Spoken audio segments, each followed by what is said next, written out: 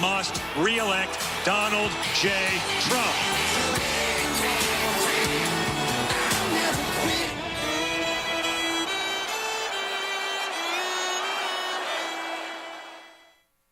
Ladies and gentlemen, please welcome the next president of the United States, President Donald J. Trump. And I'm proud to be an American, where at least I know I'm free.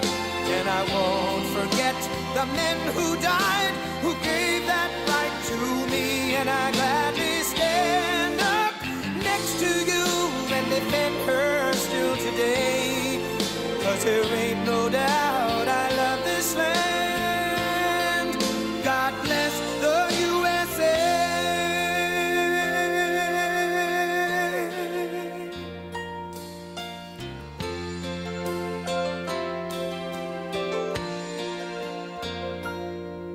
From the lakes of Minnesota to the hills of Tennessee, across the plains of Texas, from sea to shining sea, from Detroit down to Houston and New York to LA, where there's pride in every American heart, and it's time we stand and say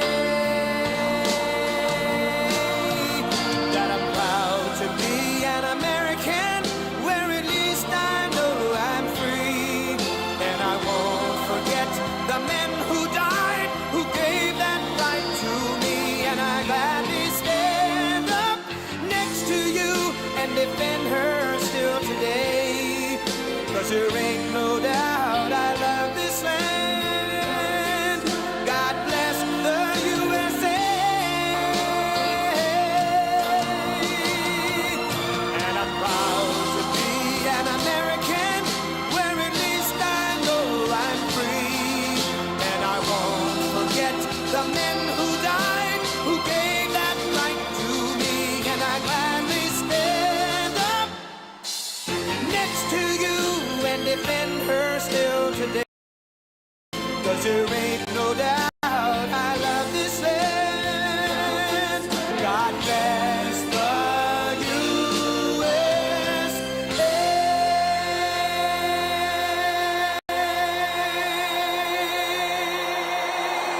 Wow. Thank you very much, everybody. Oh, this is a nice crowd. Thank you.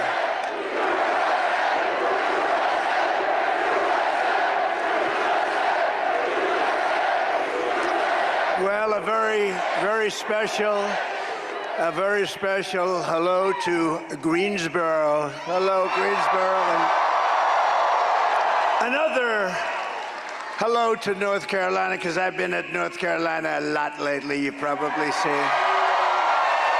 I followed that horrible storm, and then I came back, and we spent a lot of time here yesterday, met some incredible people. What they've done is unbelievable. They haven't had much help from our government in Washington, I can tell you that.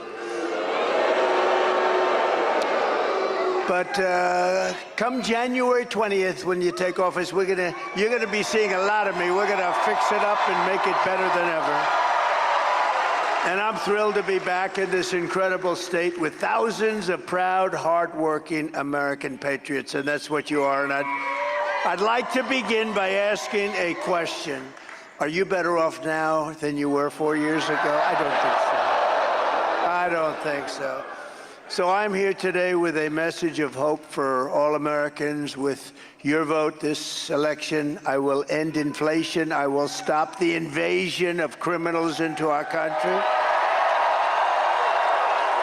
And I will bring back, as your president, the American dream. We're going to bring it back. Our country is being crippled and destroyed by Kamala Harris. But it does not have to be this way. It won't be this way for long, hopefully, what we've put up with the two of them. What we put up with the two of them, with your support on November 5th, America will be bigger, better, bolder, richer, safer, and stronger than ever before. This election is a choice between whether we will have 4 more years of incompetence, failure, and disaster, or whether we'll begin the 4 greatest years in the history of our country. We'll do something that nobody will even believe. After all of the catastrophes that she has caused, Kamala, she can't say one thing. Not one thing that she'd do differently. They said, would you do anything differently? Well, I can't really think of anything, right? No, she's terrible. We need smart people now. It's time for smart people, not time for these people. So I'm asking you to be excited about the future of our country again, and this will be America's new golden age. We're going to turn it around so fast your head will spin. We're going to stop all of this craziness. Every problem facing us can be solved, but now the fate of our nation is in your hands. In North Carolina, you have to stand up and you have to tell Kamala Harris that you've had enough. You can't take it anymore. We're not going to take it anymore. You're the worst vice president in the history of our country. And you're aligned with the worst president in the history of our country, who, by the way, likes me more than he likes her, but I won't say that. Kamala, you're fired. Get out, Kamala. Get out. Get out.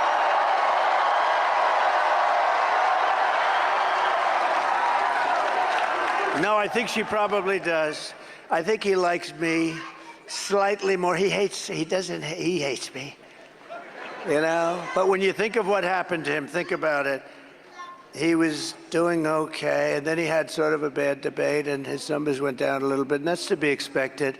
And then they went to him, and they really just took the presidency away from him. And he's got a lot of anger in his heart, he's got a lot of hatred in his heart, and much of it goes to her, because she was the first one out. She failed. She was 22 people were going for the Democrat nomination, right? And she was the first one. Think of it. She was the first one out. And now they're a threat to democracy, as they like to say. They're a threat to democracy. But nobody would have thought that was possible. And now she's cratering in the polls. You know, you see it, because they're learning who she is. She's a radical left lunatic. Yesterday, I was here in North Carolina, outside Asheville, where I witnessed the terrible devastation of Hurricane Helene.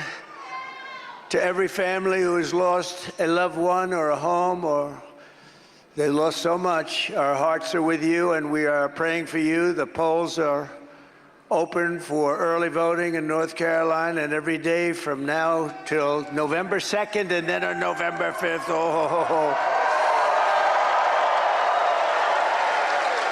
You know, if you think about it, that has a chance to be the biggest day in American history. That could be a very exciting day. It's going to be the most important election in American history. I really believe it, because our country has lost its way. We are a failing nation. I don't like saying that, but we are indeed a failing nation. What a nice crowd this is. Wow.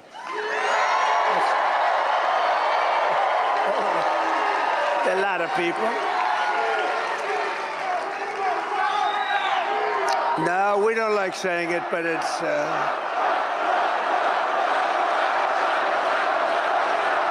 Thank you.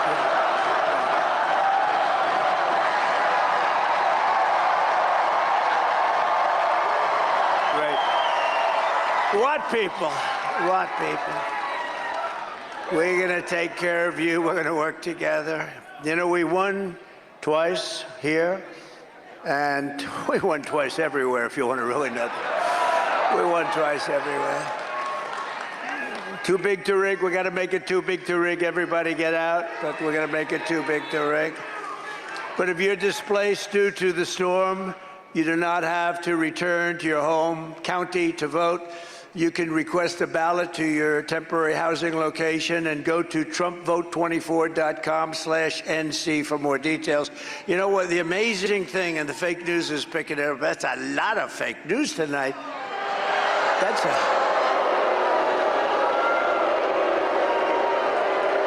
a lot. And up there, I would say you have about 9% of decent people. It's like about 9%. It's unbelievable. Boy, it would be nice. You know what? If we had an honest press, a press that wrote the truth, we would be so much further along as a country.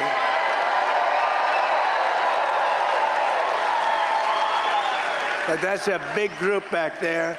You know where Kamala is today? They don't want to tell you. She's, no. You don't know where she is? You know where she is? She's sleeping. She took a day off. She's got no energy at all. Her speeches last for about 15 minutes. Peter knows that, by Peter. Her speeches last for about 15, 20 minutes. She's out of there. And right now, so think of this. We have 14 days to the most important election in the history of our country. It's actually only important for that. For us, it's important. For them, I don't think it's that important. I really don't think it's that important. But you know what she did? She took a day off. How do you take a day off? 14 days, you don't take days off, right? I've gone 52 days now. I got 14 more. We don't take days off. We got to win this thing. If we don't win it, our country's in big trouble. Our country's in big trouble. No, I heard it today, and she's taking another day off tomorrow, they say. What the hell? Maybe she knows something that we don't know. Do you think she knows some kind of result that we don't know about? Maybe. Maybe she knows something. I doubt it. No, she's bad news. With your help, 14 days from now, we're going to win North Carolina. We're going to defeat Kamala Harris. And we're going to make America great again. We're going to make it so great, right? This state was once the beating heart of American manufacturing. You know that. You know what happened. But year after year, globalist after globalist, radical left politician after radical left politician, Kamala Harris and her party sold you out, allowed your jobs to be plundered and stolen from you by other countries. After NAFTA and China's entry into the World Trade Organization, some of the worst things that ever happened to this country, North Carolina, lost over 300,000 manufacturing jobs, like taking candy from a baby, including 60% of its furniture manufacturing jobs. You know, I used to come here to buy furniture. I'd come here. The artists you had, they were artisans. They were incredible. I'd like to see a new handle on the chair. And you'd have a guy, oh, yes, sir, ding, ding, ding, ding, ding. I mean, the most incredible talent, but stupid politicians took that away from you. Really stupid, horrible politicians. They took it away. They took it away. It went to China and lots of other places. And you heard, when I bought some furniture, the chairs would break. People would sit in the damn chairs, they'd break. I'd end up getting sued all the time. I like North Carolina much better, if that's okay. Under Kamala, the United States lost 50,000 manufacturing jobs just this year alone. I don't even mention Biden anymore. I don't know what the hell's going on there. Who do you tell? Who's running this place? You know, we're close to a nuclear war, and we don't know who the hell's running our country. Is it him? He goes, Obama's running it. Obama.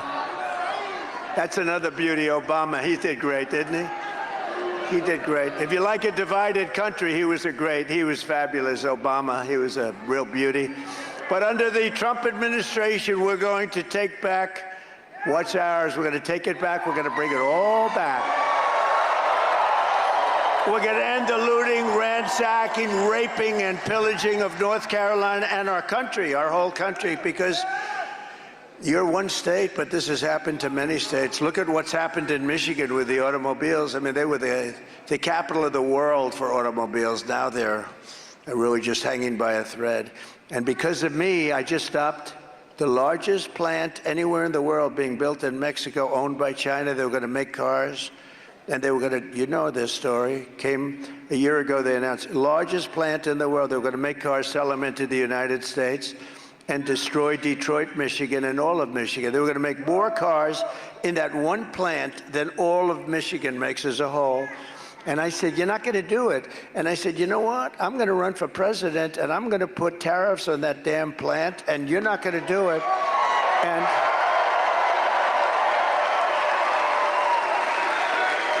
And I just heard last week they've abandoned the plant because of Trump. Because they think we're going to get elected, and they say if Trump gets elected, we're going to lose our ass, and we're not going to do it. So they decided they're not going to build the plant. But you know what? If she gets in, they'll start the plant like your head will spin, and they'll be selling hundreds of thousands, millions of cars into our country with that big, monstrous plant. There were a number of plants. They're all stopped, every one of them, because they think I'm going to come in, impose 100, maybe 200, do whatever's necessary. They're not going to have one car come into our country and destroy Michigan and South Carolina and Tennessee and a little bit of North Carolina. But, you know, South Carolina has been very big with that. But we're not going to let them destroy our country, our states that do the auto things. You do a little bit of it, and sometimes a lot, depending on your mood. You have a lot of things in the state. You cover a lot of territory. Peter, they cover a lot of territory in this state. But the one that I like best, I loved, and I really mean it, I loved what you did for furniture. Isn't that terrible? I had such a heart for furniture here. It's hard to come back. It's hard to come back, but we're going to bring it back. We're going to bring all of it back, more than you ever had before. We're going to bring it all back. We're going to bring it all back. And if she comes, I'll tell you what, if she becomes president of this country is finished. This country is finished. And I don't like to be that way, and I wasn't that way. Even with crooked Hillary, I wasn't talking that way. This woman is a radical left lunatic who has no right even running. She doesn't deserve to be able to run. She came in last in the primary. Now she's running because they want to be politically correct. I'm not going to let this happen. Starting in January, we will give our companies the lowest taxes, the lowest energy cost, the lowest regulatory burdens, and free access to the best and biggest market in the planet. But you know, it will not. If we keep going like this, we're not going to have the best market anymore. We're going to be like Venezuela on steroids, okay? That's what we're going to be. And I used to say that. And if I don't get elected, that's what's going to happen. You're going to end up in a 1929-style depression.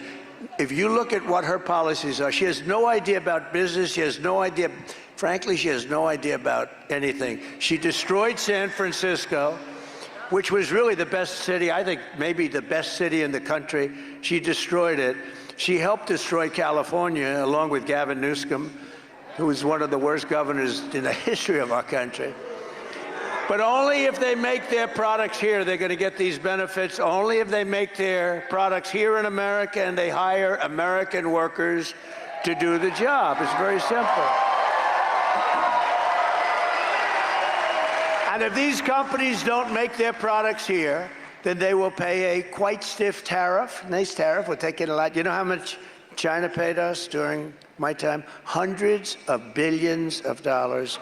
No other president got them to pay not 10 cents. Go through all these great presidents. Oh, they were so great. Not 10 cents. China didn't pay 10 cents, and they were ripping us left and right. That's why I got into politics, if you want to call it that. I don't feel I'm a politician, but what the hell, call me whatever you want. But it really was trade. And you know what? It morphed from trade, and now I say, most important thing to me, trade. Always trade with me. We're going to bring jobs back like nobody's ever seen. But the border, it's so horrible what they're doing to us on the border. To me, you know, if you look at the polls, it's the economy and it's inflation, and then it's the border. I think the border is the biggest.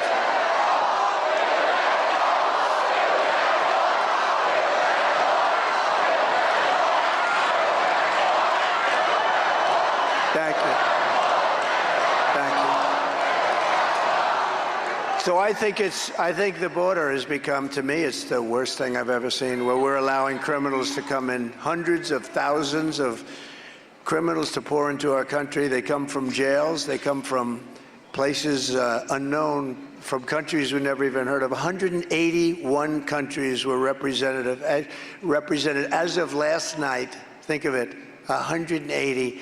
To me, number one is our border. We don't want murderers. We don't want people from mental institutions coming in. We don't want people coming in who are terrorists. And I think it's number one. And then number two would be economy. And number three is inflation, or you could put them together, do it any way you want. But I think that the border is the biggest threat to this country. Other than, of course, some horrible, horrible radical left lunatic politicians that we have. That's a pretty big threat to our country also. But I will never apologize for defending America. I will protect our workers. I will protect our jobs. I will protect our borders. I will protect our families, and I will protect the birthright of our children to live in the richest and most powerful nation on the face of the earth.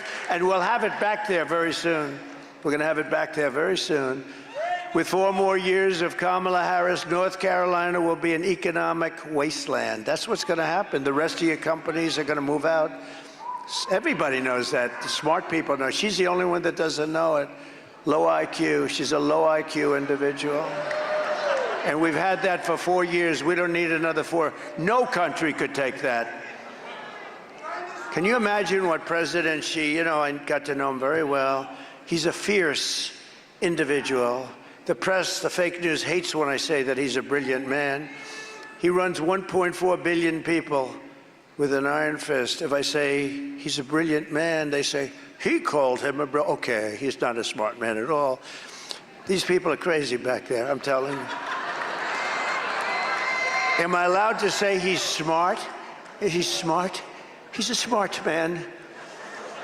He's a fierce man. I get along with him very well. Putin, these are people that are tough people. Kim Jong-un, North Korea, nuclear weapons all over the place. I said, you ever do anything else? Go to a game, do something, He loves producing nuclear weapons. That's what he likes producing. And he's got a lot of them. And he has no respect for our leadership now, and he didn't respect Obama. He thought Obama was a real jerk, And I think he's a real jerk because I've watched him campaign over the last couple of days. I watched him campaign. What a divider he is, right? What a divider he is. He'd divide this country. He couldn't care less. Him and his little group of people. He was terrible. But I've watched what he's done. He's trying to campaign because she's incapable of campaigning. So they send him in to try. He's not going to do it. He also, you know who he helped? He helped Hillary Clinton. How did that work out? He came out for Hillary. So they sent out the same thing. But the fake news, they don't talk about that. They said, oh, they're bringing out Barack Hussein Obama. Oh, Barack, remember Rush? Barack Hussein Obama. Rush Limbaugh, we miss him, don't we? Don't we miss him, Peter? They're bringing out Obama. I say, oh, they did that with Hillary Clinton. Good, I'm glad they're bringing him out. The reason they're bringing him out, because he doesn't even want to do it. I think he's exhausted. I watched him talking. I think the guy's exhausted. And I never say a guy's looking old, but he's looking a little bit older, isn't he? There's nothing wrong with that, nothing wrong. But he's exhausted. He's exhausted. But the reason they bring him out, and other people, they're bringing out all these other people. Nobody goes to their rallies. Nobody goes there. So you know what they do? They bring in so-called stars that I've never even heard of. These are not stars to me. These are not stars to me. But they bring out some people. And what happens is the star comes in, they get a little bit of a crowd. They don't get crowds like this, and they have guitars. I don't, okay? I got nothing up here. And they bring them out, and they get an audience. They perform for a couple of minutes, and then they leave, and then the candidate gets up. There's nobody in the room. They got to do it the other way around, Let her speak first. But they bring him out because they need help. because she cannot talk for more than 15 minutes. And when the teleprompter goes out, remember? 32 days, 32, 32.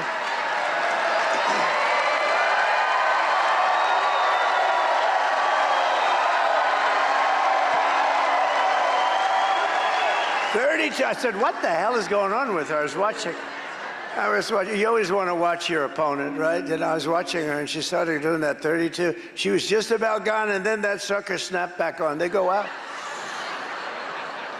It's a dangerous business. You know, if you're a teleprompter reader, it could be dangerous, because no matter how good these guys are, I have a great guy, but about 5% of the time you lose a teleprompter. Sometimes it breaks down, it snaps, we call it a snapback. You know, it's gone, and now you're on your way, and then you go ping, and it's back. But no matter how good they are, you lose it 5% of the time, and I thought she lost it. And I just wanted to see a little bit longer. I just wanted to see, because she was over. But if you'd like to go into politics, you got to be able to make a speech without reading a teleprompter. Because if you need a teleprompter like her, you're in trouble. We got two of them, Biden and her. How about Biden? He'd make us, hello. And then he could never find, I don't want to hit him too hard anymore, though, because, you know, I really want to keep it this way where he likes me better than her, because I think it's... No, but think of it. They stole the presidency of the United States. They took it. I don't want to use the word coup. You know, nobody knows what the hell that means. Nobody... It was a coup, but nobody knows. It's simpler. They stole the presidency. They walked in, they said, you're getting out. I mean, he didn't have to do that. And then they say, he was so brave in getting out. He was so brave. It was such a wonderful... It was so wonderful that he got out. He's a great American hero. They threw him out. They took him out. Crazy Nancy Pelosi. She's crazy. She did a nut job, by the way. And Schumer. I was with Schumer the other night at the big Catholic dinner. How did I do at that dinner? Good, huh? Yeah.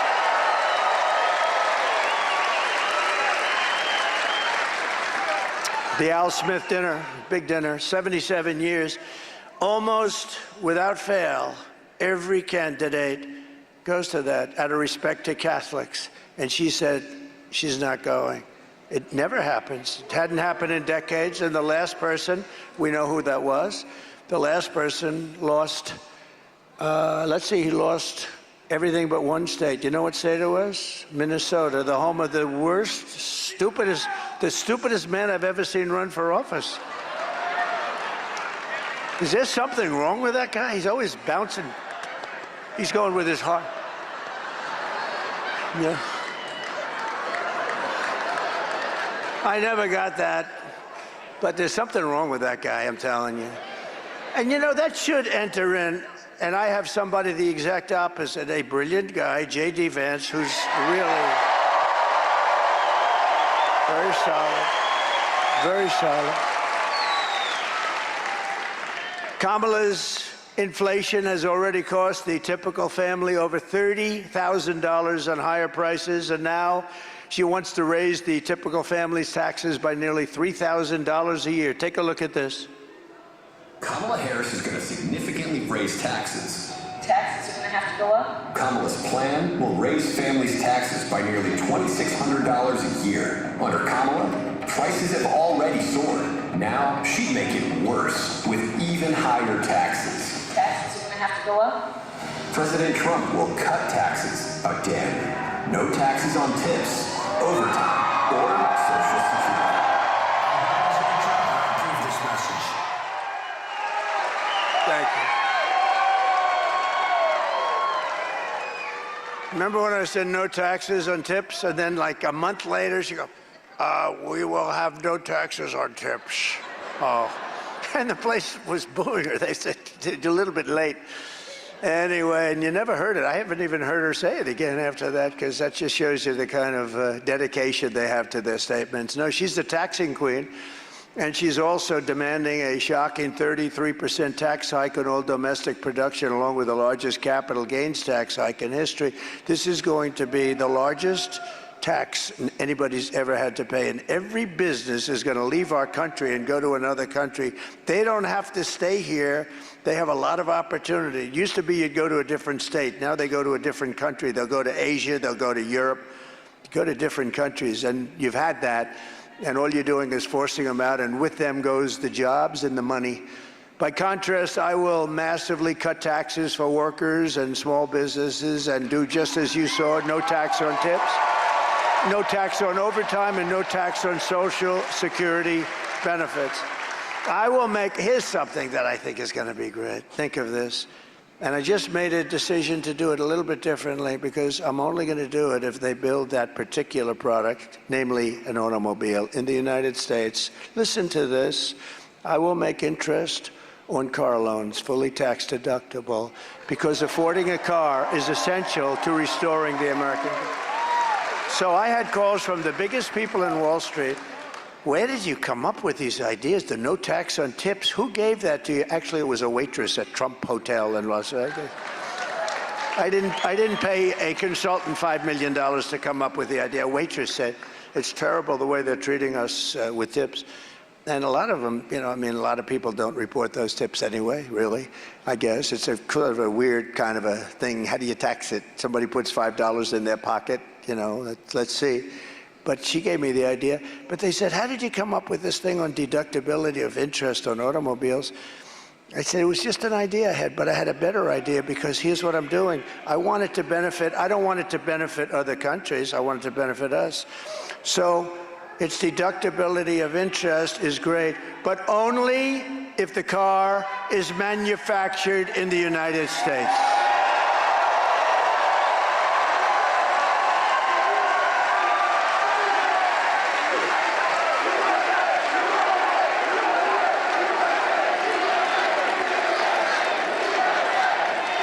Is that a great idea?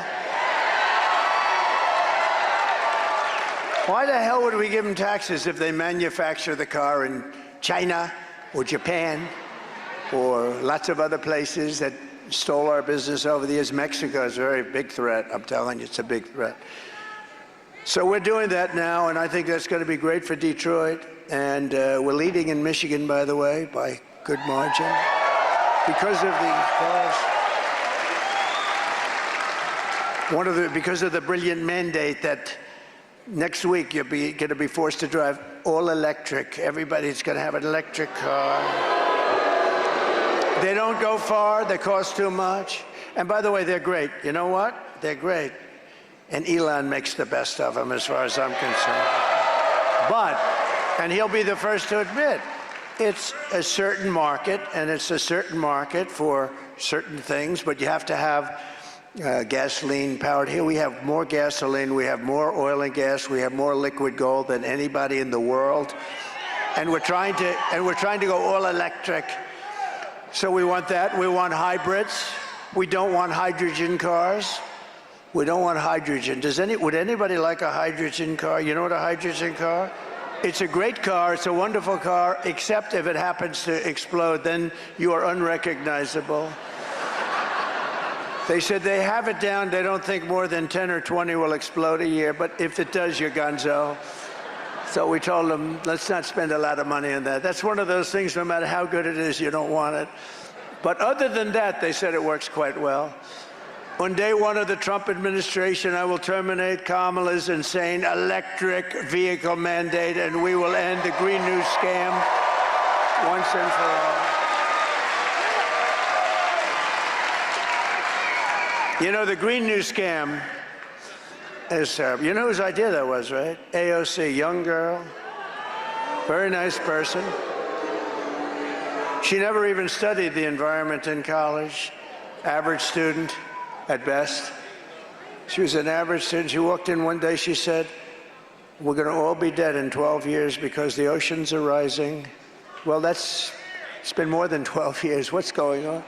No, we have a much bigger threat. We have a threat called nuclear weapons and having stupid people running our country And if you talk about global warming, that's the real global warming, not this nonsense of the ocean's going to rise over the next 400 years by 1/8 of an inch and we're going to be wiped out.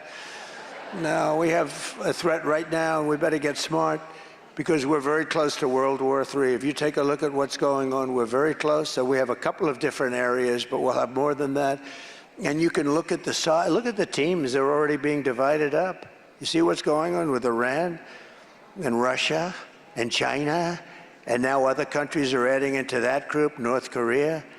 No, no, no. We have very stupid people letting this happen. That should have never happened. Now they want to attack our dollar. They want to take our dollar away from us. They want to take our dollar and not have that be the standard any longer. That would be like losing a world war. Then we would be indeed third world status. And if I'm elected, they're not doing that. I guarantee you that. No chance. Just like Russia would have never attacked Ukraine, zero. By the way, zero. Even a Democrat congressman was on television, and many Democrats are saying that. And by the way, for 4 years they didn't. So, you know, it's not like, oh, gee, they won't. For 4 years they didn't. I think what happened was when Putin saw how weak we were, how pathetic we were, with the stupid Milley and these generals that aren't even generals as far as I was concerned. What a stupid group of people they were. Mattis, Milley. You know, the real ones, the ones that I used to defeat ISIS. We defeated ISIS. They were the real generals. They were the real generals. They weren't the television generals. They weren't the dumb ones. They were the ones that were warriors. But we'll quickly become energy independent, and we will frack, and we will drill, baby, drill. We're going to drill.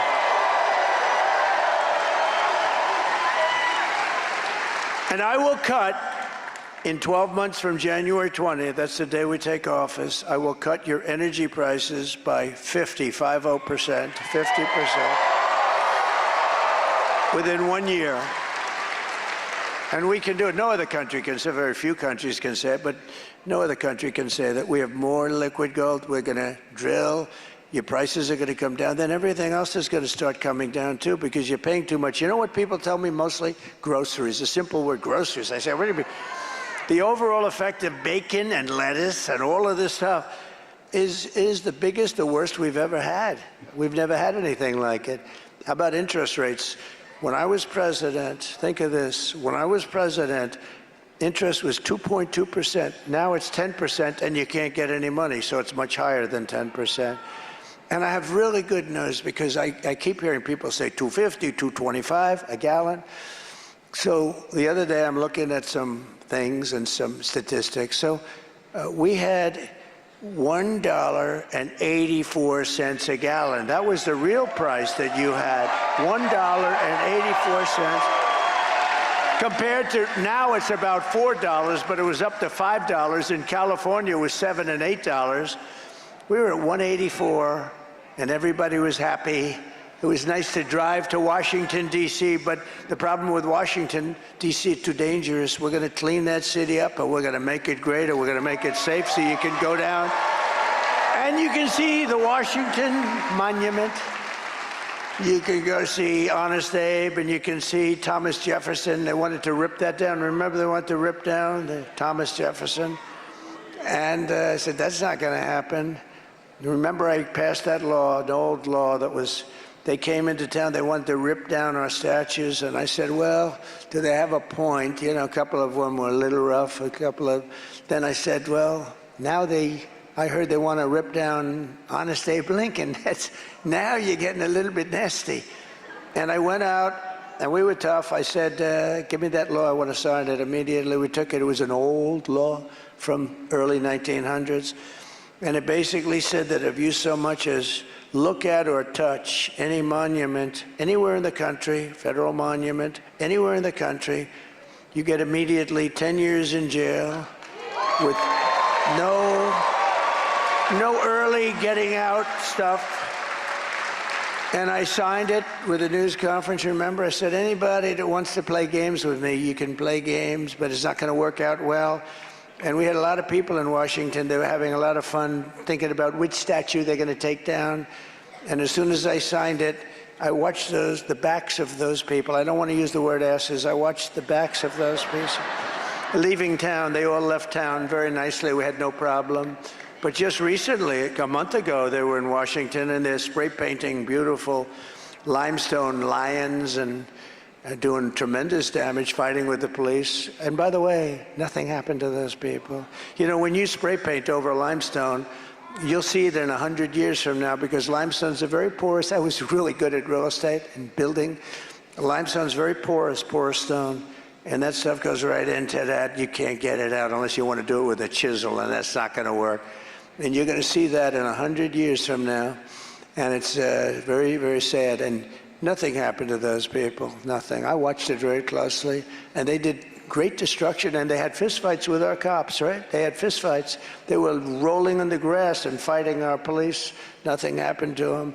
Under Kamala's economy, millions of Americans are suffering because of inflation. They're losing their jobs. You can't afford housing, groceries, or a car. And yet Kamala is importing millions of illegals across our borders and giving them taxpayer benefits at your expense, while taking the jobs from African Americans and from Hispanic Americans at levels that we have not seen. You're going to see reports coming out very soon. They're trying to hold it until after the election. Hopefully it won't matter, because we're going to win by so much. But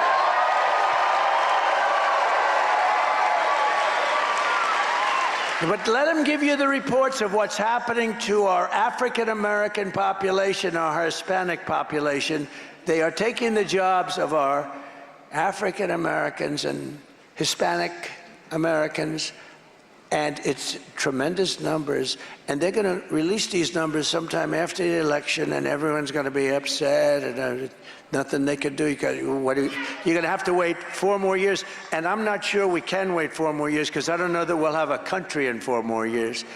So you ought to start looking at that, to the fake news media. Show them what's happening to the black population and to the Hispanic population with these people that are coming into our country illegally. You are witnessing the economic oppression of Americans to reward and enrich illegal aliens. It's just like, you know, they come into hotels and they stay in hotels, in luxury hotels, paid for by the government, and they walk past our veterans who are sleeping on the street right in front of that hotel. But all of that stops 2 weeks from tonight. It all stops.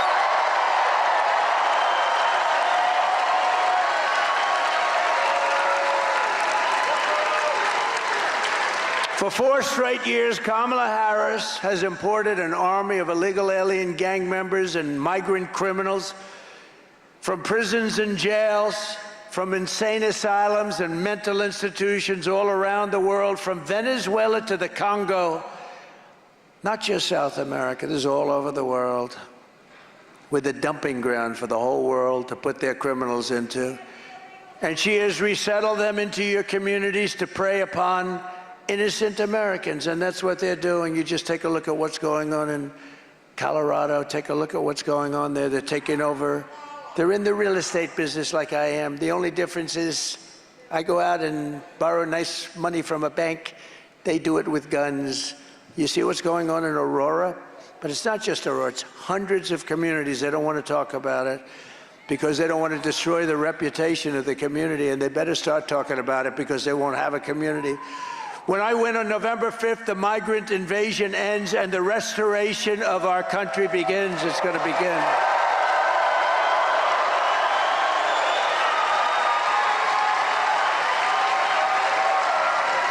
you from yesterday? Is that you? Yesterday?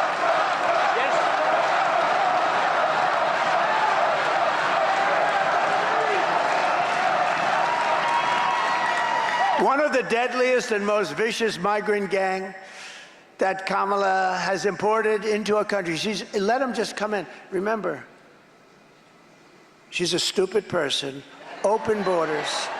Open borders. As soon as I saw it, I said, well, wait a minute. I know the world. I know many of the leaders of the world, other than the ones that were changed, not that many. I know them. They're smart. They're streetwise, very streetwise people. I said, wait a minute, they're going to let all their prisoners out into our country. When you have open borders, there's no checking, there's no vetting. And very importantly, Border Patrol, they're phenomenal. They endorsed me last week with the strongest endorsement that you've ever seen. Unanimous. And in the endorsement, they said she is so bad, there's never been anybody bad. That by itself should cause her. Thousands of people voted for me. Unanimous endorsement of the Border Patrol because we had the safest border. Bring down my favorite chart. I love this chart. I sleep with this chart. I kiss this chart every night. I love it. I love this chart. Isn't that a beautiful? Every night I roll it up and I kiss it. Because I wouldn't be here right now without that chart. I look to my right, bing. I said, what the hell happened? But look at that arrow on the bottom. That's when I left office. That's the day I left office right there. That's the lowest we've ever had. This was done by Border Patrol, by the way. And look what happened after I left. There was an explosion, like one of Elon's rocket ships. Look at that. How good is Elon, by the way? Is he great? You know, here's a guy. When you talk about, he is so smart. We're inside, beautiful place, beautiful arena, packed, nice, probably 71 degrees. We finally have air conditioning. Some of these things don't have air conditioning. It's brutal. Congratulations to the people who own this place, whoever the hell owns it. We appreciate the air conditioning. But it's like 71 degrees. It's beautiful. Elon is right now in Pennsylvania politicking because he thinks this is the most important election in history, and he says we won't have a country. How cool is that?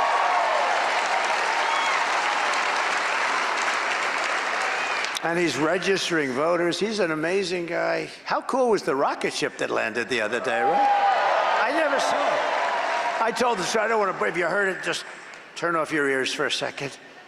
I'm talking to a very important guy, and I have the no sound on the television muted. And I'm looking at the television, talking to this guy, very important, but quite boring, to be honest with you. I hope he doesn't watch me say this, because he'll be able to figure out who it is. But anyway, I said, wait a minute, would you hold on, please, just for a second? Because I'm looking at the screen. I'm seeing this 20-story, huge tube pouring down and fire's pouring out of it. And it used to be white, but the heat is thousands of degrees coming down. They say thousands and thousands, so it's been beat up in that trip down. And I see this massive tube is coming down, and the fire's burning, and it's exploding all over the place. I said, oh my, this is terrible. It's going to crash. What the hell is it? I wasn't even sure. Maybe it was a movie. But I'm looking, it's the news. And I see it, and then all of a sudden, it's going to hit the gantry, and boom, a flame comes out of the left and pushes it over like it was nothing. I say, what the hell? And then, these two giant arms, boom, they envelop it like a beautiful, I won't say it. I get myself into too much trouble. When I say that stuff, it's so great. I'd like to, but I'm not going to, because I'm going to be politically correct if you don't mind. You know what Elon says? Like two giant chopsticks. See, wouldn't I be better off if I said that? Wouldn't that, Mr. Wall? This guy is the greatest guy. Stand up. I love this guy. Comes to so many of these. And he's a very successful guy, but he likes these rallies. He's had a lot of them. We have the ladies from North Carolina here, too. Would you stand up? I call them the beautiful ladies from North Carolina, and you're not allowed to call ladies beautiful anymore. It's the end of your political career. If you say, aren't they beautiful, that's the end of your political career, but who cares? You are beautiful. Thank you very much, everybody. Thank you. They've come to, what number is this, like 230 or 240 or something? And they're happily married, because I've met their husbands. Their husbands are really nice. I don't know how the hell they put up with this stuff. But at least here we're in North Carolina. How long a trip was this? Pretty short, right? Well, that's a long time, 2.5 hours. That's like short compared to Texas, California. Thank you very much. It's a great honor. It's always nice to see them. They're always so brightly dressed. They got plenty of cash, you know. They're so brightly and beautifully dressed all the time and coiffed. They're beautifully coiffed. Thank you very much. Great honor. Thank you. And we have our front row jacks. We have our front row Jackson Joes. Thank you very much. What happened? You're not in the front row. Whoa. These must be very powerful people in the front. Look at these people. Who are these people? They kept the wall back there. Wow. We got to figure this out. That young man must be a very powerful guy. But we appreciate it. We've had a lot of rallies, and we're going to have our biggest of all at Madison Square Garden.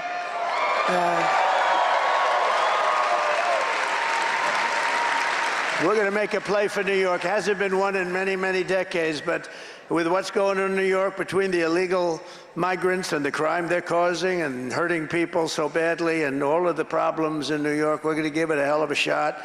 So we took Madison Square Garden. We filled it up. Think of this, sold out in 3 hours. Done. Can you imagine? If a normal politician, and I don't say this in any way, I just say if a politician, like take our best politician, after me, take our best politician.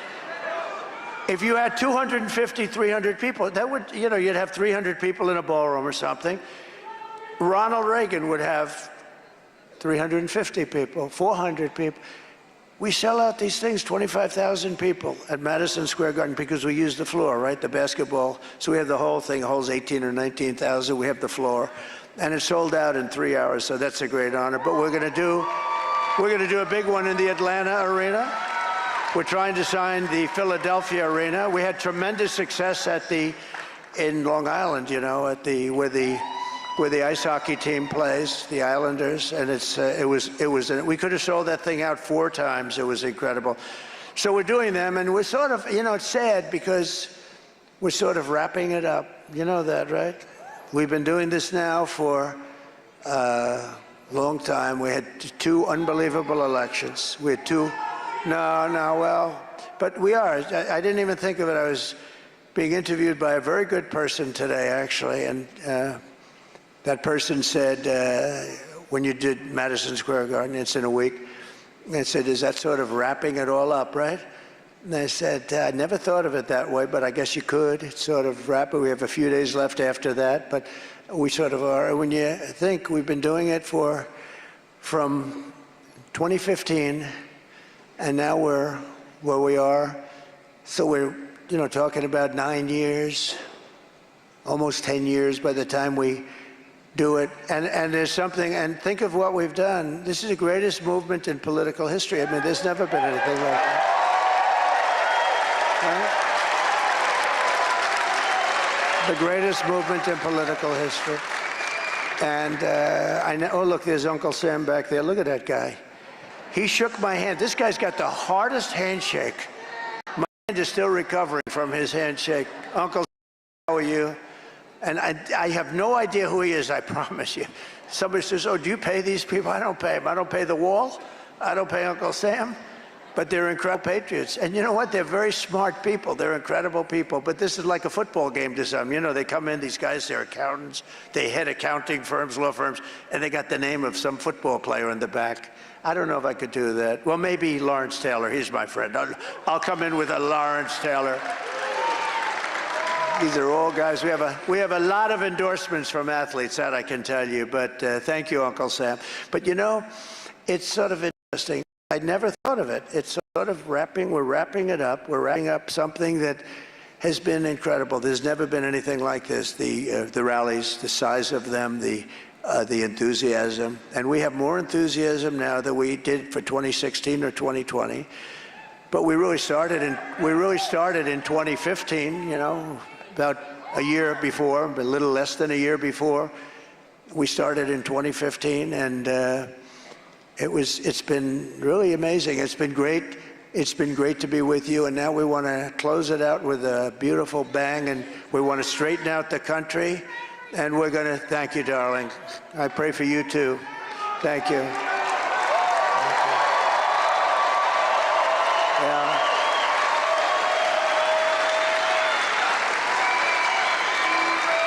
But it's been like a movement of love, and it's like, when we first started, there used to be like some fights, and there were problems where you have fight, not much, but we had some.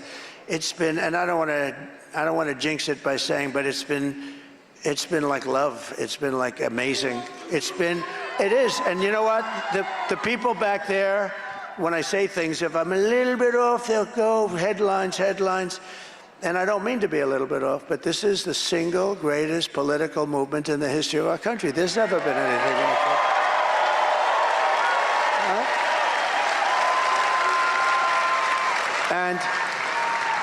And if it wasn't, if it were just slightly behind some other movement that nobody could even come close to talking about, they would have headlines. I have to be very careful when I say things.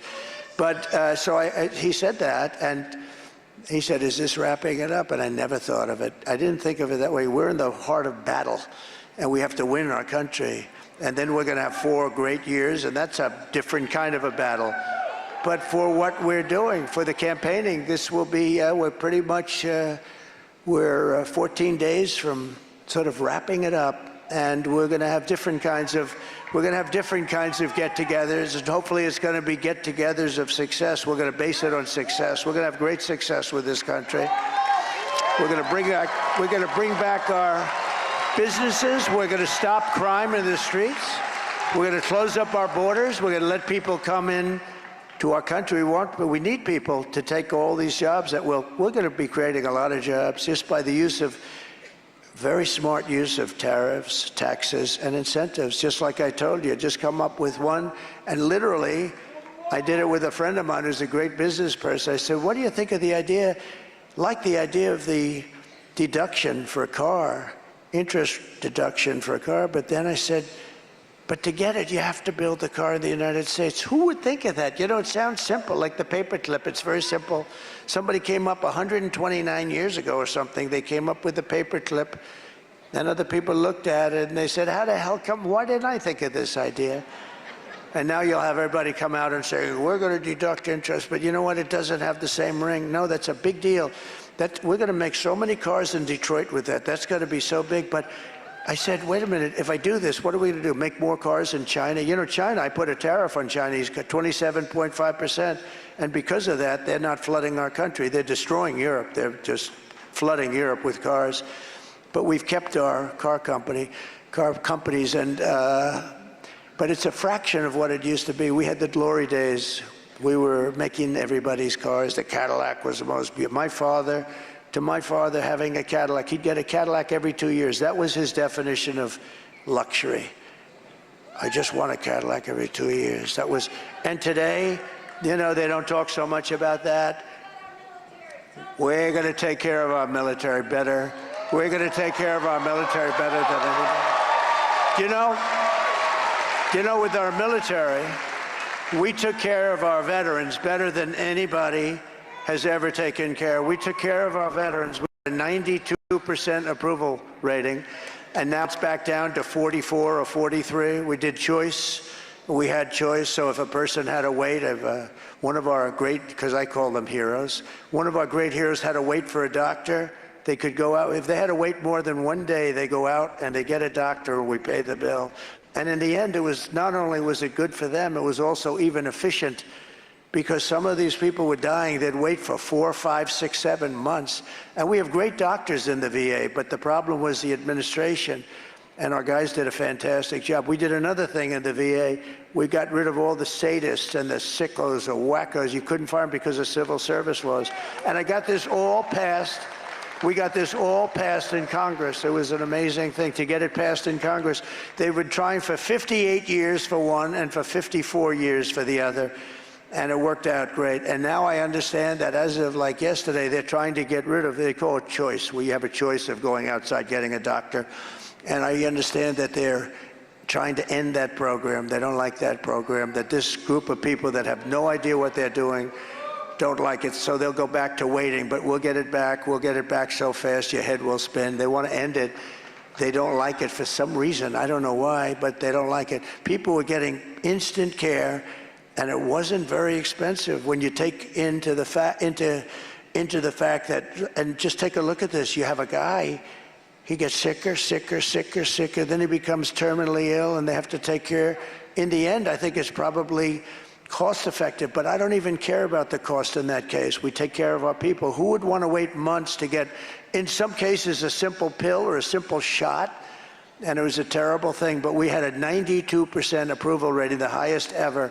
The people that I had there did a fantastic job. We're going to bring it all back. We're going to bring it back fast.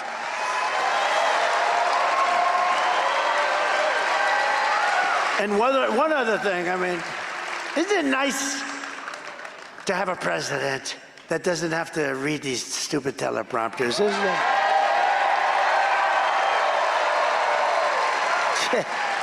Sort of interesting. I haven't looked at him in the last 15 minutes. You know, it's like interesting, but it's, I just do what we have to do. But you know, we did another program, Right to Try. It's the greatest thing.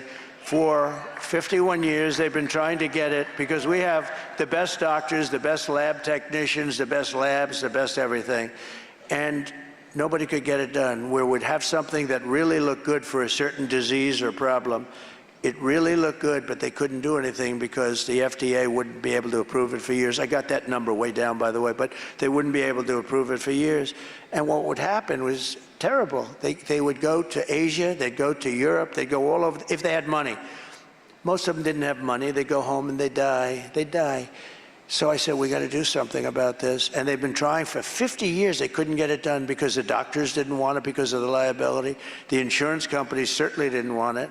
The labs didn't want it. Nobody wanted it, but nobody, everybody, they knew it was good, but they didn't want it. I got everybody into a room and I said, listen, we're going to sign an agreement. There's not going to be any liability to anybody. If somebody's terminally ill, they're going to sign a document that they're not going to sue the insurance company, they're not their family, they're not going to sue anybody, they're not going to sue the doctor, the lab, they're not going to sue anybody. Everything's going to be fine, and we're going to try it and see how it works. It's been so successful. We have saved thousands and thousands of lives with this new medicine. It's a new age. I call it new age medicine. But we've saved thousands of people. People don't write about it. It's called Right to Try. A lot of people know. I hope nobody needs it, to be honest with you. But you know, it's been so. I've about it. They don't want to write about it, and if they don't, that's okay. The fact is that thousands of people have been saved. Their lives have been saved, and many were terminal, and now they're actually okay. They're not even terminal. It's not like they have to even go. It literally cured. And even the doctors now and the medical, you know, the medical companies, the labs, they're really happy they did it, because when you can cure somebody when they're that sick, it really shows it worked. It sort of worked out the opposite. It really shows that it works. So Right to Try, it's been a great thing, and we're honored to have done it. One of the deadliest and most vicious migrant gangs that Kamala has imported into our country, the savage Venezuelan prison gang. They form in the Venezuelan prisons. It's called Tren de Aragua. That's taking over apartment complexes and unleashing a violent terror spree in our country. Let's take a look. Take a look at this. Open borders, deadly consequences. Border crisis. Record-high crossings are putting a strain on cities across America. It is a full-blown invasion. Armed Venezuelan gang members storming an apartment complex in Aurora, Colorado. When people talk about migrant crime, this is what they're talking about. Biden and Harris had created a program to bring them in under humanitarian parole. I am in favor of saying that we're not going to treat people who are undocumented across the border as criminals. More than 13,000 illegal immigrants convicted of murder have been released into the United States. My 20-year-old daughter, Kayla Hamilton, was murdered in her own room. Kayla's murderer was apprehended by Border Patrol crossing illegally into the U.S. Kayla's murderer had been improperly released into the United States. Abolish ICE. Yeah, we need to probably think about starting from scratch. An Afghan national is in custody today after being accused of plotting an election day terrorist attack. The suspect entered the U.S. on a special immigrant visa. More than a dozen people suspected of being Tren de Aragua gang members right here in San Antonio. The gang members had been terrorizing the apartment complex. New details in the murder of Laken Riley. The illegal immigrant suspect, who cops say committed the heinous murder, is a Venezuelan national. And was paroled and released into the country by the Biden administration. Two men investigators say are in the country illegally from Venezuela are charged with capital murder in the death of Jocelyn Nungaray. Court documents suggest a group of men arrested for beating and robbing a Dallas woman last month are members of a Venezuelan street gang. Manuel Hernandez was booked by Colleyville police just 2 days earlier and released the day before the robbery. That's what's happening. These are the people we're letting in. And you remember where she was saying that they don't commit crimes like our people. Really? These are worse than anybody. They make our criminals look like they're nice people. These are rough, horrible people. They could not be allowed to stay in our country. The United States is now an occupied country, in effect. But on November 5th, 2024, we will have a thing called Liberation Day. We're going to have Liberation Day. In the last year alone, over 70,000 illegal aliens from China have crossed our border. You know about that. Many of them military-aged men, 70,000 in a year. 70,000, that's getting to be Army territory. And that's the equivalent of over 14 brigades or 5 Army divisions of Chinese illegals that have penetrated our country. Again, these are military-aged, mostly men, almost all men. Isn't that wonderful? Isn't that nice? Under borders, Harris, she has no idea. The woman doesn't have a clue. Again, she's sleeping now while I'm working my ass off. Under borders, Harris, there have been at least 2 million gotaways. That's gotaways. They come through and nobody knows where the hell they're from. And that's, by the way, nobody has any idea. The number, if they think it's 2 million, it's probably 5 times that amount. 2 million gotaways from all over the world who charged the border and disappeared into the United States. They could be living right next to you in North Carolina, a lovely house, little cabin right next to you. More than the entire active duty force of the United States military. This is the kind of numbers we're talking about, and they're rough. They're rough people. Who would have allowed this to happen? Who would have allowed this to happen? The only good thing coming from this crime against our country is if you happen to be the person that's running against the idiots that allowed it to take place. That's me. I'm running against them. It's good to run against it, but I'd rather not be running against it, and I'd rather not have it happen. Immediately upon taking the oath of office, I will launch the largest deportation program in American history. We have no idea. We have no choice. It's not sustainable. I will rescue every town across America that's been invaded and conquered. They're conquering. They are conquering towns. And these fools, these stupid people back there, the media, they're going to say, oh, he used the word conquer. You know, the governor of Colorado, he's a radical left Democrat. He's petrified he doesn't know what to do. And we will put these vicious and bloodthirsty criminals in a jail or kick them the hell out of our country as fast as we can. And to expedite removals of Tren Aragua and other savage gangs, I will invoke the Alien Enemies Act of 1798. Think of that. 1790, you know why? That's when we had real politicians, real people that knew what to do, not these weak, woke fools. So I have to go back to 1798, can you believe it? But it's a strong one. Think of it, Alien Enemies Act of 1798, and they used it to target and dismantle every migrant criminal network operating on American soil to make our people safe. And if they come back into our country, it's an automatic 10 years in jail with no possibility of parole. And I am hereby calling for the death penalty. And we have to do this. I'm calling for the death penalty for any migrant that kills an American citizen or an law enforcement officer. You kill an American citizen or a law enforcement officer, you get the death penalty. And we'll get that approved, too, because Congress is going to approve it. They're feeling the way you are. I will end catch and release. Thank you.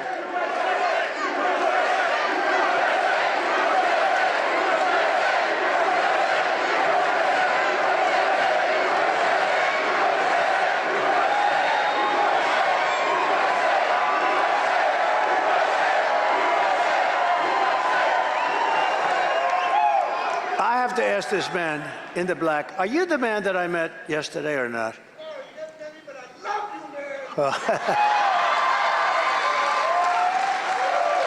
That's a pretty, you're just as good.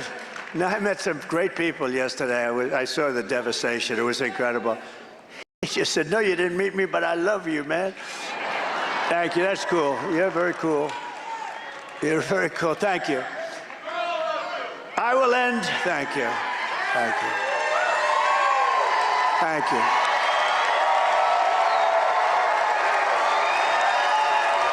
Thank you.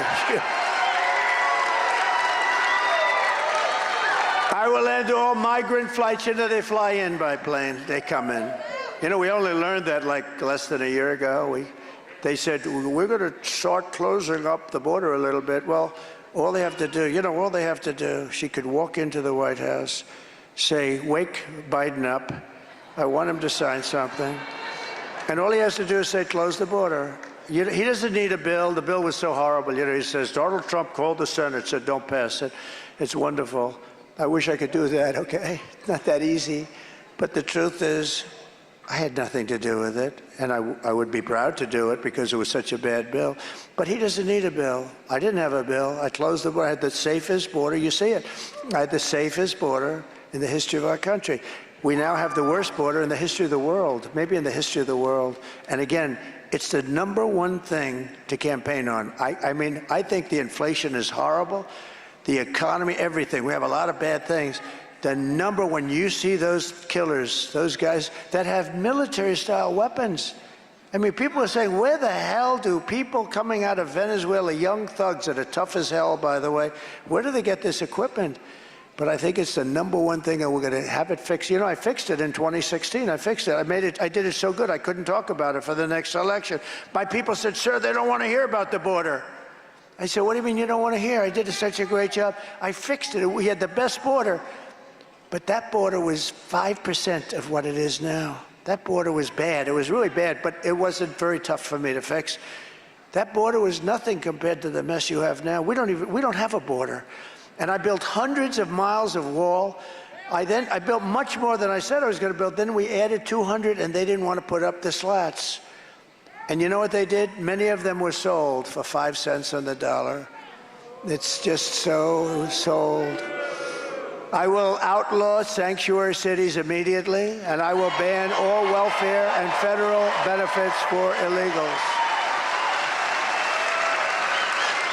We are running against the most radical, most incompetent, most unfit vice president running for president. Can you believe it? In the history of our country, she's totally unfit for office. No one respects her. No one trusts her. No one takes her seriously, and something is clearly wrong with her. Something is wrong with her. Something's wrong with her, and something's wrong with this vice president. He is off. She can't put 2 sentences together. How about 60 Minutes? Was that the greatest? You know, we're probably going to sue him just for the hell of it. Listen. 60 Minutes, she interviews. She was so bad. She gave an answer. This never happened to me. Why does it happen? She gave an answer that was so bad that they changed it. They took it out, threw it out. They didn't like edit it a little bit, take a word out. No. They took the entire, it was a long, stupid, she didn't know where the hell she was going. Does she drink? Is she on drugs? I don't know. I have no idea. She writes 60 Minutes, you know, big 60 Minutes CBS. You know, they have to be licensed by the federal government. They should take their license away. What they did, CBS, and they're all bad. How about David Muir? How bad is he? How bad is he? I said, crime is going up.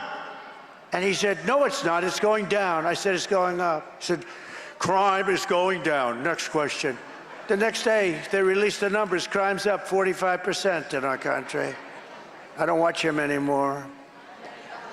Pretty boy, little pretty boy he is. So they think it.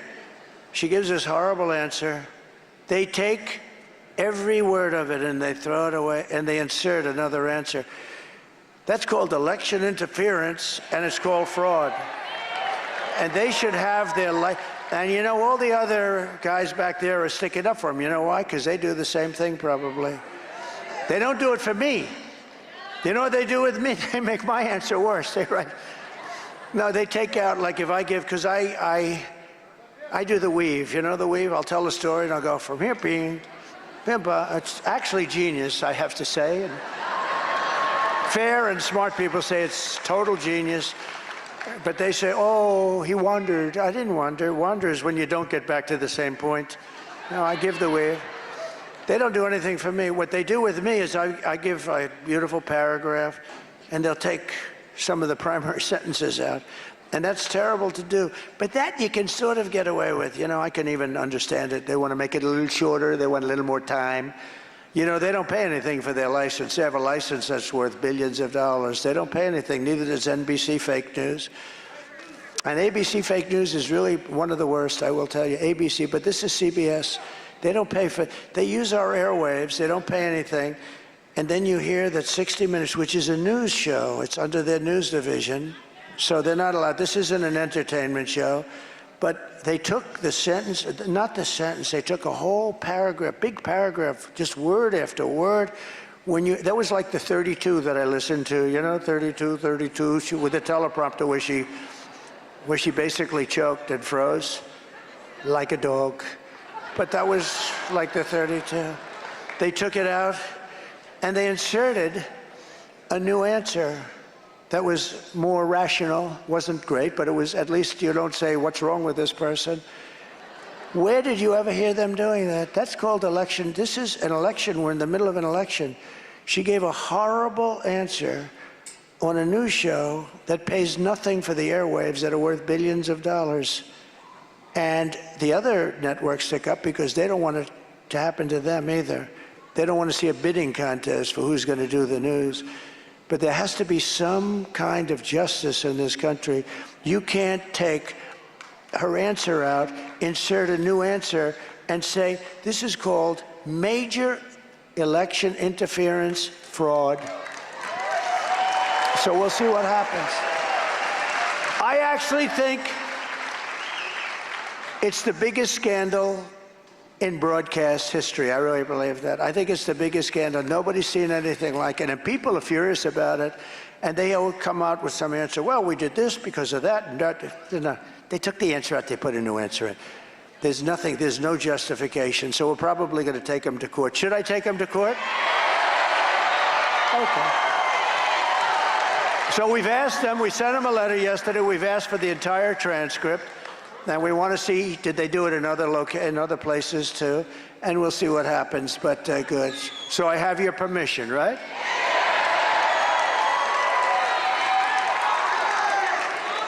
Who would think of these things? I mean, who would think? And it was a mistake. They made a mistake. That's how everybody found them. They made a mistake.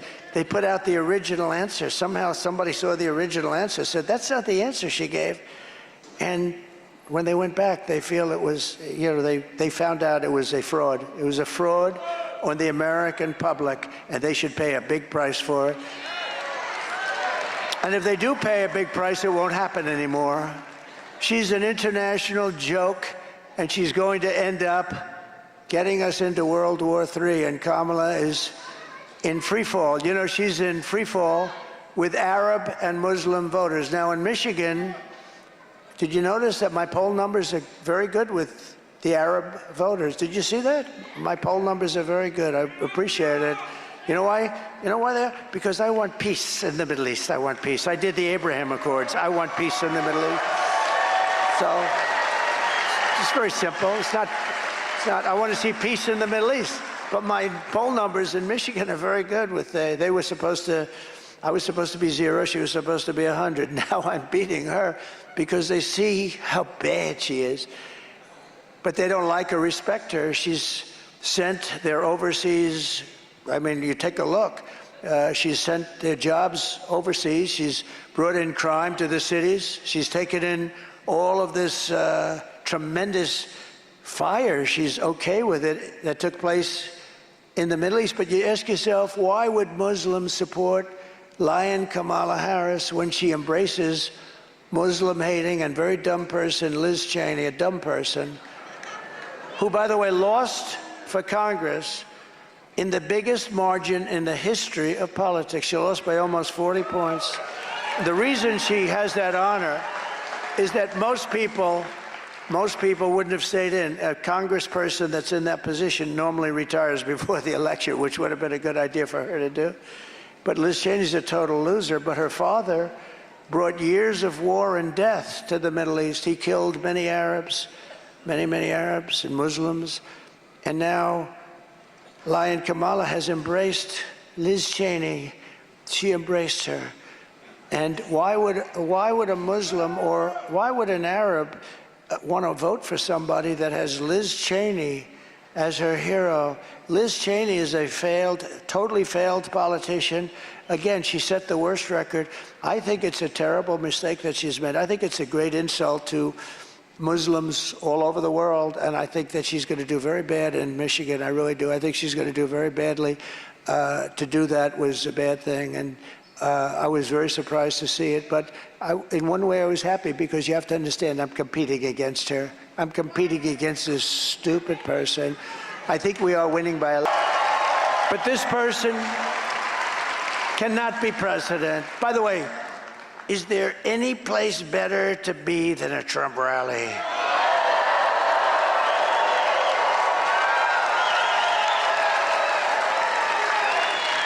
And don't get used to this, because it's only going to go on for another 2 weeks, isn't it? It's really something. It's only going to go on in 4 years, you'll be having rallies of 100 people, 200 people. Mr. Wall will be doing other things. Front row Joes are going to be doing, oh, these guys are boring as hell. We got two more weeks together with our big, we had 101,000 people in Butler. Think of that. We had 107,000 people in New Jersey. We're making a move for New Jersey, too. And 2 weeks ago in California, we had 109,000 people. So don't get too used to this. What are you going to do, Mr. Wall, when you come to a rally and there's like 150 people? What are you going to do?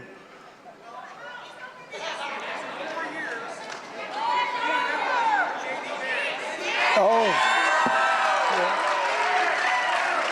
You like, right? That's very good. That's good. Good man, I'll tell you that. When the people of North Carolina were stranded and drowning in Hurricane Helene, Kamala Harris was at a glitzy fundraiser in the city that she destroyed, San Francisco. She spent the last 4 years taking your money to provide shelter and benefits to illegal aliens, but when North Carolina needed help, Kamala Harris was nowhere to be found. They spent your money. They're going to probably have to call an emergency meeting, a special session of Congress, because the illegal migrants, many of them killers, many of them drug dealers, many of them released from prison, have taken the money that they were supposed to spend in North Carolina and Georgia and Alabama and Tennessee and Florida and South Carolina. The money was supposed to be spent in those states, and they don't have the money now. They don't have the money because they've spent hundreds, think of it, hundreds of millions of dollars they've spent flying migrants into states all over the country and letting them go through your porous wall. Kamala Harris does not have the compassion, the smarts, or the strength to be president of the United States. She can't do the job. She's not mentally or physically able to do the job. And on top of all of it, she says she would not do anything differently. She would not do anything differently, she said, than crooked Joe Biden, which is disqualifying. When you see this tape, you're going to say she's disqualified. He's the worst president. 85% wrong direction. What would you do differently? Well, I can't think of anything now. Let's take a look. Would you have done something differently than President Biden during the past 4 years?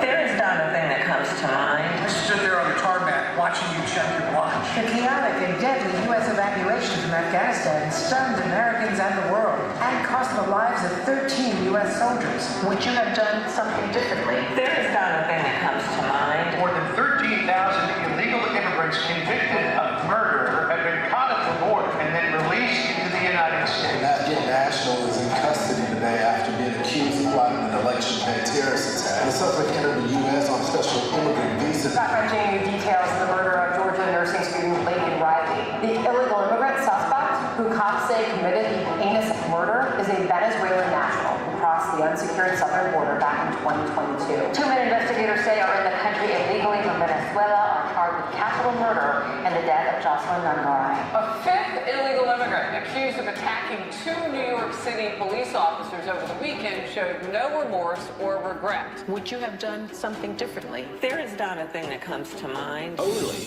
18% say the economy is in excellent or good condition. U.S. inflation has hit a new 40-year high, increasing by 9.1% over the financial year. The cost of homes have spiked. Home buyers need to earn 80% more than they did in 2020 to afford a house. Were you the last person in the room? Yes.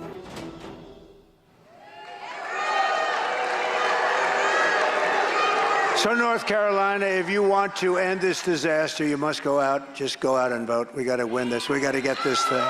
We're pleased to be joined tonight by some really great people, and one of them I'm very proud of. He's done a great job as your senator, Ted Budd. Where is Ted? Ted. Thank you, Ted. You're doing a great job. He's doing a great job. Proud of you, Ted. Really good. Congresswoman Virginia Fox, a warrior. Thank you, Virginia. Thank you. Congressman Dan Bishop. Thank you, Dan. Thank you. Thank you, Dan. A man who's been really fantastic. All I know is they had more people show up in the last 4 days than in 2016 or 2020. And many of these people lost their homes. They lost everything. And we had more people. We set a record. Can you believe that? That shows enthusiasm. That shows North Carolina GOP Chair Jason Simmons. Thank you, Jason. Great job. How are we doing, Jason? We're going to win the state big, I hope. 3 times in a row, right? Jason's great. A great friend of mine and really a friend of my boy, Don Addison McDowell. He's going to do a fantastic job. Thank you, Addison. Oh, you're looking better and better. Look at you.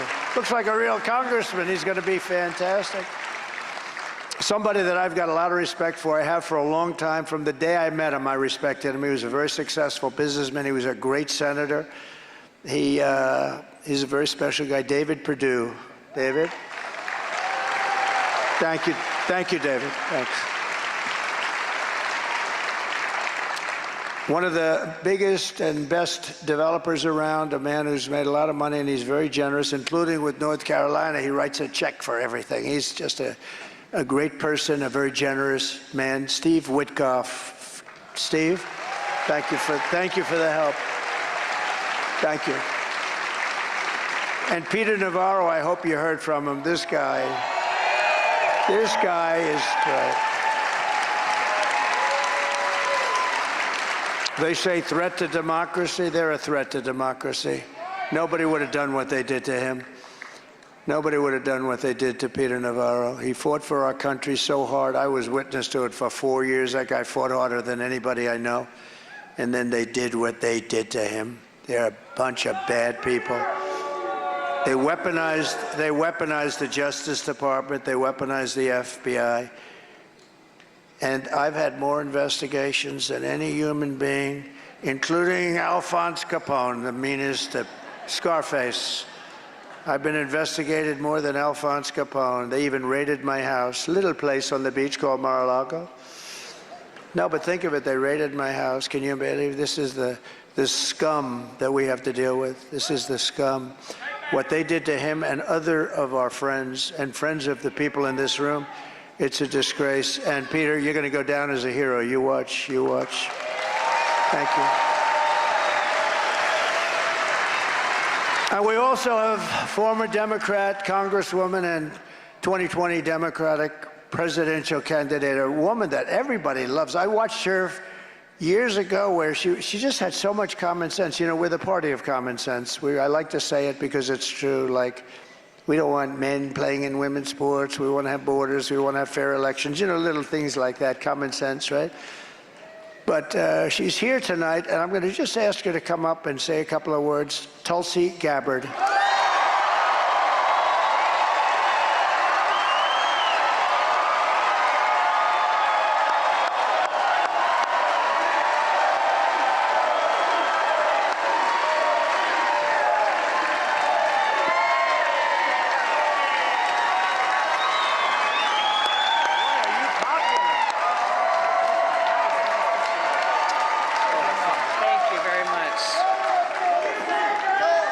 Aloha. You know, I was a Democrat for over 20 years. Today's Democrat, thank you. Today's Democrat Party is completely unrecognizable, which points to the clear choice that we have in this election today. When you look at the party of Kamala Harris, for example, she is anti-freedom, she is pro-censorship, she is pro-open borders, and she is pro-war. Without even pretending to care about peace, as President Trump talked about, she has shamelessly embraced the endorsement and support of warmongers like Dick Cheney and Liz Cheney and others who care more about power and feeding the military-industrial complex than they care about you, the American people, and peace. President Trump has pledged to end wars, not start them. And this is why, in the eyes of the Kamala Harris-Dick Cheney Democrat Party, they will do everything possible to try to destroy him. You'll see how they have weaponized the federal government. They have weaponized law enforcement, the Department of Justice. They have done everything possible to try to silence him, to try to remove him from the ballot, so we the people don't even have the choice to who we want to vote for. Why have they done this? Because this man has the courage to take them on and root out the deep rot of corruption in the swamp in Washington.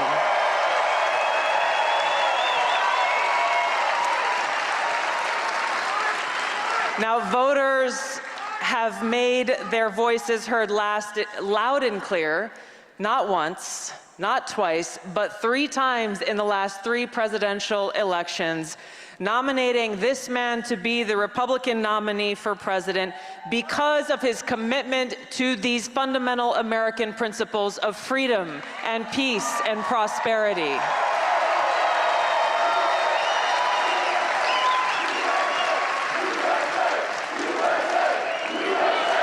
USA.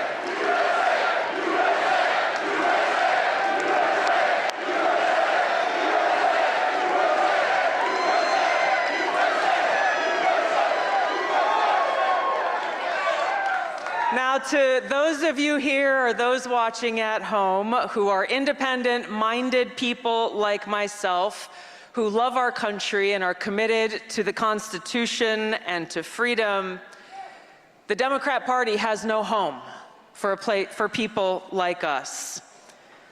But we do have a home in the Republican Party where we are welcomed with open arms by President Trump and so many of you who love our country.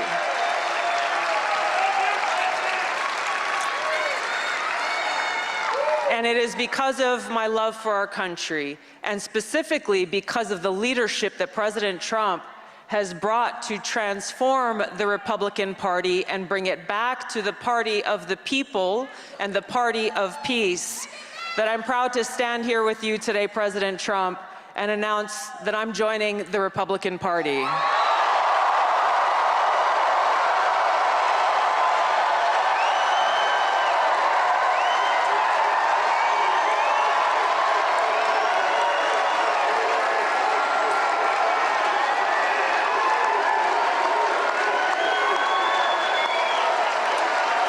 joining the party of the people, the party of equality, the party that was founded to fight against and end slavery in this country. It is the party of common sense and the party that is led by a president who has the courage and strength to fight for peace.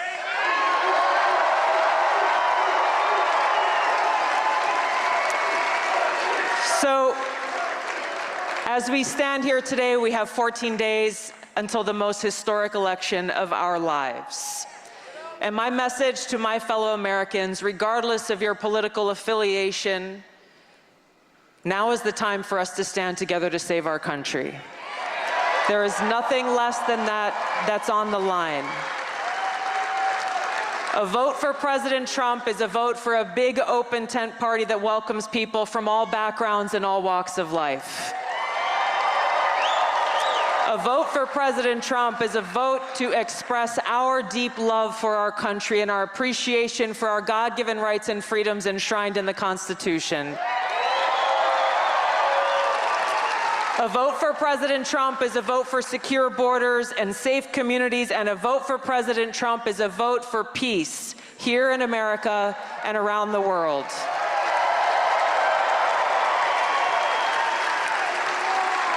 I'm looking forward to casting my vote for President Trump because you are our best and only hope in this election to lead our country toward a future where every one of us can live in a truly free, peaceful, and prosperous nation.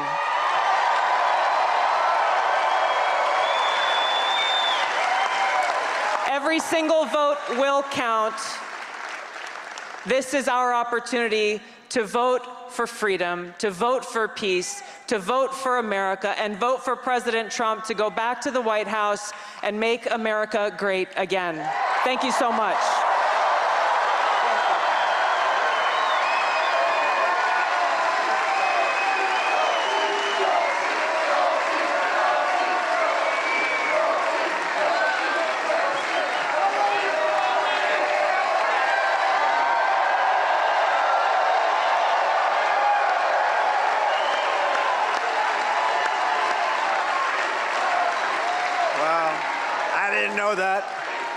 I didn't know that. Thank you very much. Tulsi, that's great. Wow, that was a surprise. That was really, she's been independent for a long time. That's a great thing, a great honor. Thank you very much, Tulsi. And what a beautiful speech you made, right? Wasn't that beautiful?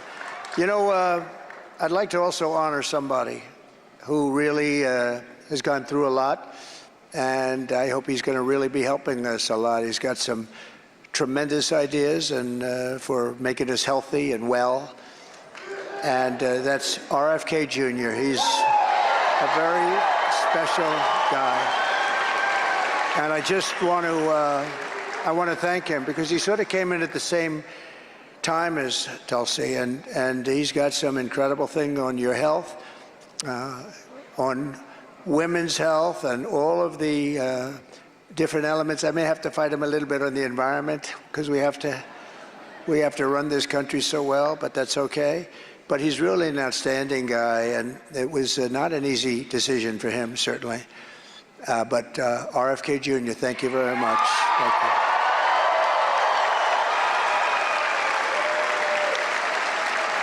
Thank you. Thank you.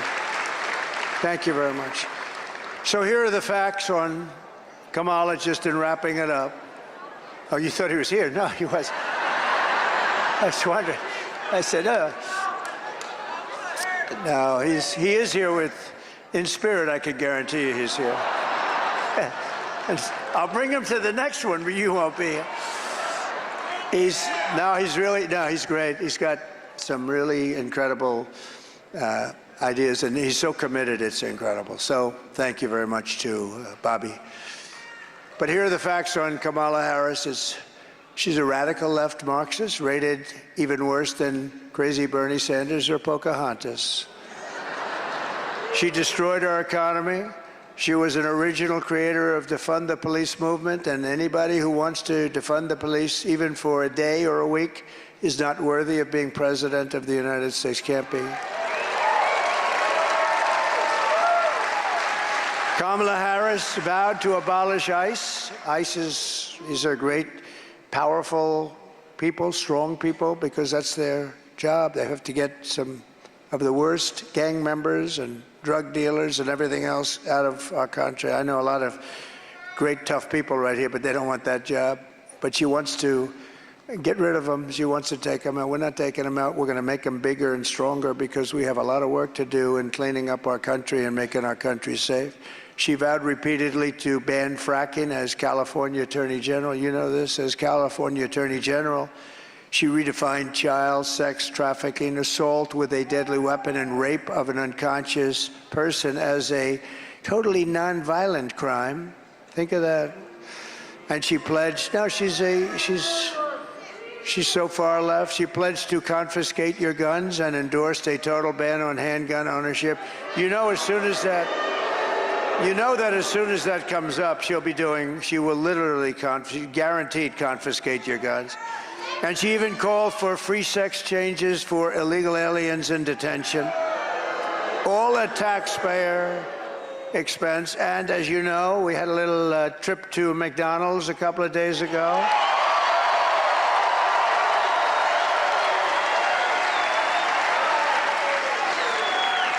And she lied about working at McDonald's. It was a part of her story. I worked over the French fries, so I decided to see what it was like. And those French fries were good. They were good. They were right out of whatever the hell they may come out of, but they were. No, but think of it, and the press refuses to acknowledge it. They refuse to cover it. They have tried, and McDonald's denies it. And she never worked there. She never worked there. They went, everybody, some people went and really did spend a lot of time on it. No, she lied, and she's a liar. And on top of all of this, Kamala turned our military as woke as it can be, which is not woke because they are great. What they did for me with ISIS was, these are not woke people. But take a look.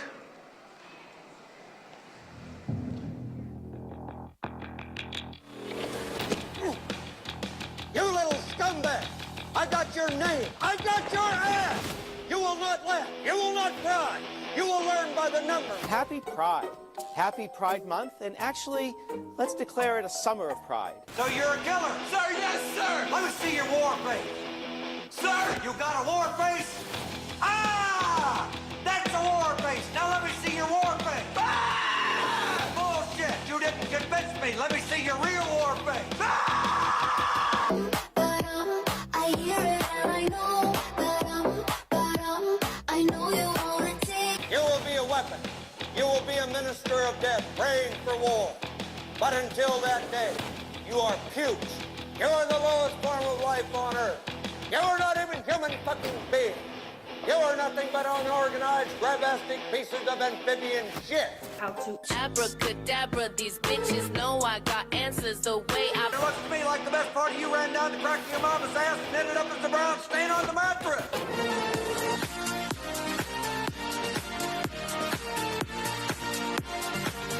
I love working for Uncle Sam. I love working for Uncle Sam. Lets me know just who I am. Lets me know just who I am. 1, 2, 3, 4, United States Marine Corps. 1, 2, 3, 4, United States Marine Corps. Thank you. You got to remember, we won 2 world wars.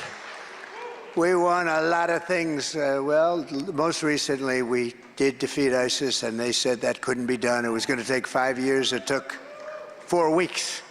We have a great military, and they're not woke. Some of the stupid people up top are woke, but they're not woke. You couldn't make them woke if you tried. You couldn't make them. You could put them in what's called a woke cage for 2 years, and they'd come out fighting, believe me. So in conclusion, with your vote this November, we are going to fire Kamala Harris, and we are going to save America. With your support, we will cut your taxes, end inflation, slash your prices, raise your wages, and bring thousands of factories back to America and back to North Carolina. They're coming back. We will build American, we will buy American, and we will hire American again. I will end the war in Ukraine very quickly. I will stop the chaos in the Middle East, and I will prevent World War III from happening. We're so close. The biggest risk is this number of months before January 20th. We will crush the violent crime that's plaguing our cities and give our police the support, protection, resources, and respect they so dearly deserve. They will stop the crime. We will strengthen and modernize our military. You know, we rebuilt the entire military. And then they gave a lot of military. A lot of our military was given to Afghanistan. Isn't that nice? Think of that. How about that? That was the most embarrassing moment in the history. 13 dead soldiers, many, many horrifically wounded with arms and legs obliterated. They gave billions of dollars of equipment. They didn't take Bagram, the air base. They should have kept Bagram. It's an hour away from where China makes its nuclear missiles. Isn't that nice? They didn't take it. And we left people behind. We left Americans behind. They moved the military out first. A child. You know, I had one of the rallies, and I had this little 5 or 6 year old boy in the front row, and I called him up to the stage. His mother was horrified, you know, I understand it. But he was up here, little kid, and I said, I gave him the facts in about 2 minutes. I said, would you move the military out first or last? I'd move the military out last, sir. These stupid people move the military out first, and you know, I didn't lose one soldier. In 18 months, I had a talk with Abdul, who is the head of the Taliban. Abdul, still there, he's still the head. And we had a talk, because they were killing a lot of our soldiers with sniper fire and other things, and a lot of them with Obama and Biden, but basically Obama. I don't think Biden knew where the hell he was then either. So they were killing our soldiers, and I told them, I don't have to get into the conversation. For 18 months, we didn't lose one soldier. And then we had a tragic election, tragic. Think of our country. We wouldn't have had inflation, least importantly. We wouldn't have had inflation, but we wouldn't have had Russia going into Ukraine. Zero chance, zero. Wouldn't have ever happened. And it didn't happen for 4 years. Even the Democrats, most of them agreed, the honest ones, which there aren't too many of them, but even they say it wouldn't have happened. And October 7th with Israel would have never happened. They wouldn't have killed all those people. Those people were killed. And the hostages, now they're waiting for the hostages. There won't be many hostages. There are not going to be a lot of hostages. Those people are probably long gone, so many. I've been saying that for a long time. That's part of the problem. The other side doesn't know what to do because they don't have the hostages. It's a very sad situation. That would have never happened. All these things would have never happened. Think of the difference in the world. Viktor Orban, the head of Hungary, Prime Minister of Hungary, very powerful guy.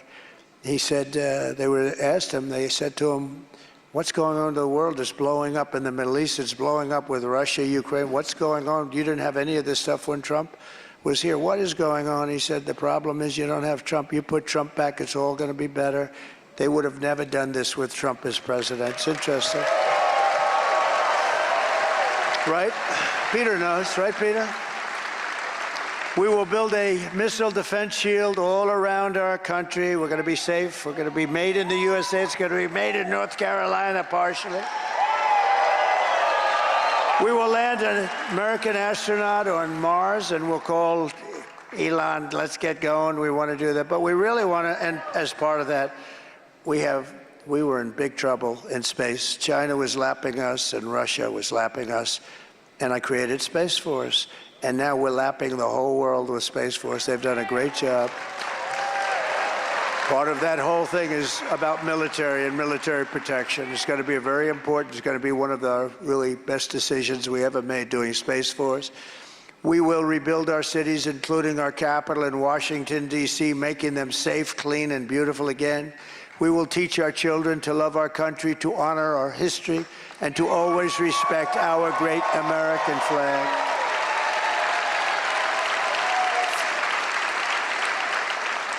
And we're going to go to Congress and ask very strongly, because that little riot that they had 3 months ago. They were burning American flags all over the place. We're going to ask Congress to, they say it's unconstitutional, I disagree, to give a 1-year prison sentence for anybody burning the American flag.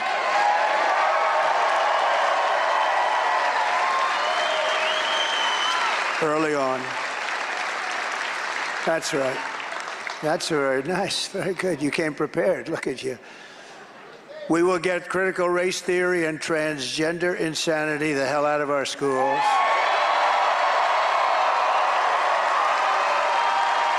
And we will keep men out of women's sports. I will defend religious liberty, I will restore free speech, and I will defend the right to keep and bear arms, our Second Amendment. After years of building up foreign nations, defending foreign borders, and protecting foreign lands, we are finally going to build up our country and defend our borders and protect our citizens. And we will stop illegal immigration once and for all, and it will be stopped. And again, we're going to let people into our country, but they're going to come into our country legally. We will not be invaded. We will not be occupied. We will not be conquered.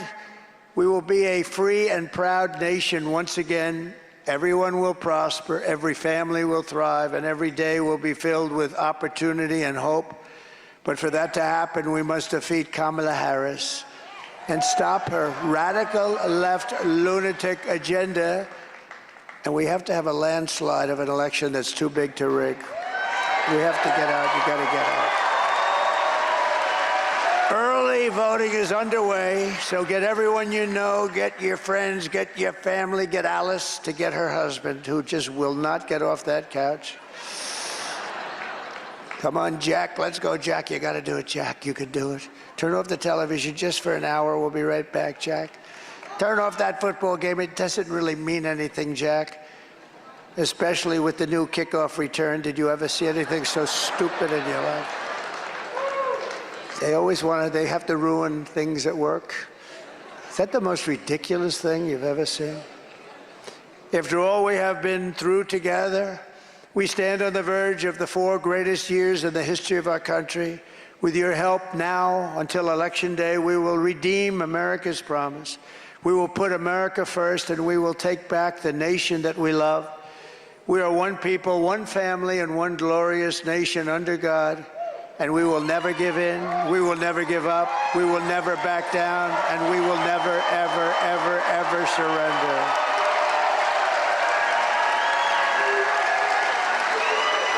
Together we will fight, fight, fight, and win, win, win.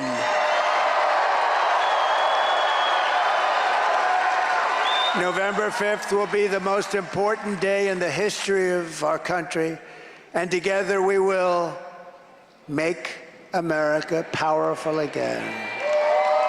Make America wealthy again. Make America healthy again. Come on, Bobby. Bobby's gonna do it. Bobby, let's go, Bobby.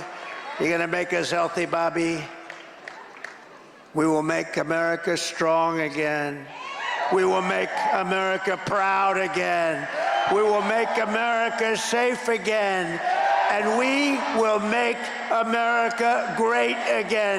Thank you very much, everybody. Thank you. God bless you. God bless you.